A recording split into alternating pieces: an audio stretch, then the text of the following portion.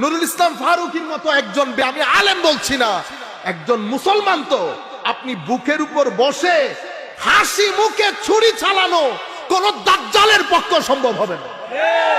নতুবা দেখেন ফারুকী সাহেবের সাথে কথা এটা আজকের না, মানে ফারুকী সাহেবকে যে জবাই করার বিষয়টা, এটা তো আজকের না, এটারও আপনি ঐতিহাসিক ব্যাকগ্রাউন্ড। হযরতে খুবাব রাদিয়াল্লাহু তাআলা আনহু, হযরতে উসমানে গনি অথবা আলী রাদিয়াল্লাহু তাআলা আনহুর সময়কালে খারেজিরা হযরত খুবাবের স্ত্রীকে, ওনারা কোন এক জায়গা থেকে আসতেছেন, হযরত খুবাবের স্ত্রী তখন গর্ভবতী, প্রেগন্যান্ট, তার প্রেগন্যান্সির মধ্যে ছুরি চালিয়ে দিয়েছে।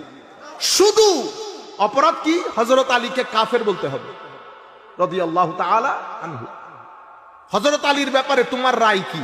আমার সাহাবী রাসূল, এতটুকুন বলার কারণে স্ত্রী, প্রেগন্যান্ট স্ত্রীকে, আমাদের মুসলিম হিস্ট্রিতে কোন কাফের গর্ভবতী স্ত্রীকে আমার নবীর কোন সাহাবী, সাহাবীর গোলাম তাবেঈ, তাবেঈর গোলাম তাবেউ তাবেঈ, সেই যুগ থেকে এই জামানা পর্যন্ত কিয়ামত পর্যন্ত কোন সুন্নি আমার নবীর গোলামের পক্ষে, গর্ভবতী স্ত্রী তো অনেক দূরের কথা, কোন মহিলার গায়ে হাত তোলা এটা কোন মুসলমানের কাজ হইতে পারে।